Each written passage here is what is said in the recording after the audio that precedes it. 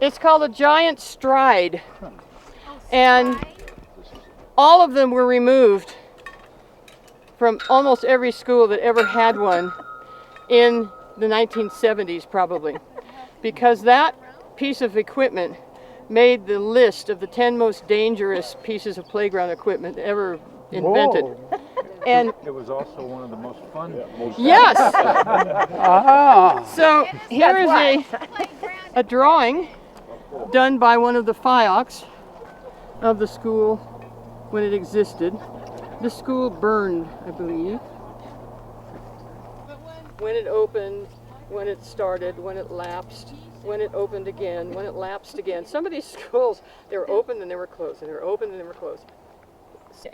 Every picture that I've seen of a stagecoach in our collection, the driver has a whip.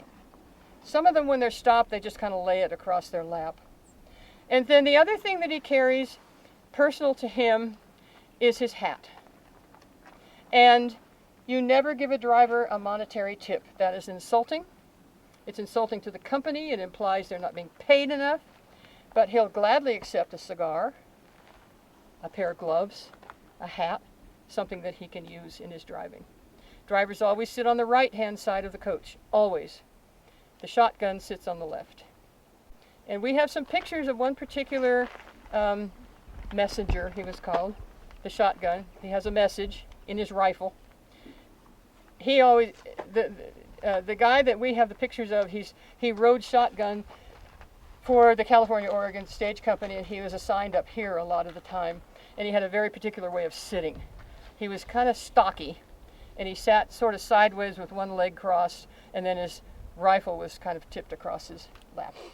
And we got a little spot.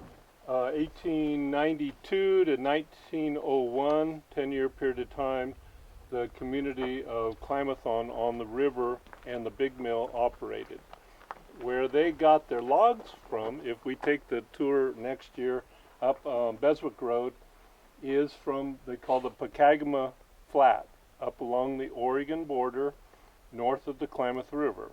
Even though it's dry as you drive up the Klamath River, once you get up on that flat, it's got some pretty nice pine land. And they shot the logs. They had a railroad, which was interesting, a self-contained railroad. It didn't attach to anything. It just existed up there on Pacagama. They had to get the engine up using mules, dragging it up this gulch called Spanish Gulch. My family's Spanish, that's why I know a little bit about that. They got the little engine up there to get the logs to what they call the chute, the Klamath River chute, where they would throw it down into this chute coming off the bluff right into the Klamath River. Then the idea was that those logs were going to be herded down the river by log herders to the Klamath Mill, and that's how the Klamath Mill was going to get all of their logs. It wasn't very efficient if there was floods. They lost a lot of logs, and then in 1902 the whole Klamath burned down. So that led you up to 1902. Well, about that time they said, well, we're not going to rebuild the Klamath Mill. What we're going to do is, because the railroad is here, we're going to build another railroad up to the Pacagama Flat, where I said they were doing the logging, and it was going to take off the main line, that's the main line right here, at the place they called Laird's or Thrall, right here. So, right here, there was another spur that took off. You can see the road right over there. That would have been the spur. It goes up to this little tiny dry ridge right in front of us, makes a sharp right, and goes all the way up the Klamath River. As you drive up the Klamath River toward the old Iron Gate Reservoir, you can see it all along the river there.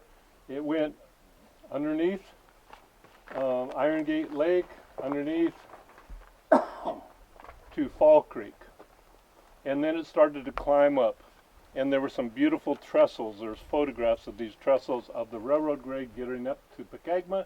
Once the railroad got up there, then they were able to pull the logs all the way down here, connect with the main line, and then either take them south or north. So the railroad really changed everything, and the ability to get logs around and not having to shoot them into the river and then push them down the river with people in boats. So anyway, a long story short, this was an important place for a short period of time. Once the railroad got over to Klamath Falls, used to be called Linkfield, then they changed to Klamath Falls. Once the railroad got over there, that changed everything, because then it would made a lot more sense for them to log the area I'm talking about in the Pacagma area from the Klamath Falls side. So all of this didn't make any sense that I just talked about.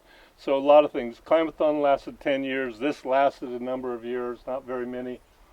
And whenever you have a brand new, either a highway or railroad, whatever, it changes everything. It changes all the infrastructure. And this is an example of what happened. Robert was through. He got on the hind boot of the stagecoach and told the driver to drive on. Soon the rattle of the stage going in the opposite direction was heard, and the robber commanded the driver from the hind boot to stop, and also, when he passed the other stage, not to stop or say a word to its driver. The robber then got off, skipped through the brush, and went on until he met the other stage and robbed it. The robber asked the one passenger on the stage how much money he had. He replied he had only $60 and he was a laboring man. The robber said, "Let me see your hands." And when the passenger showed his rough-fisted hands, the robber said, "Keep it, I'm not robbing poor people." Oil tank, not a water tank, for the train, I think. By the way, just one back up. One of the reasons why Hornbrook was important, kind of like Dunsmuir, this is where you start going over the Siskiyous, and so they had to add engines, and then they did servicing and this and that.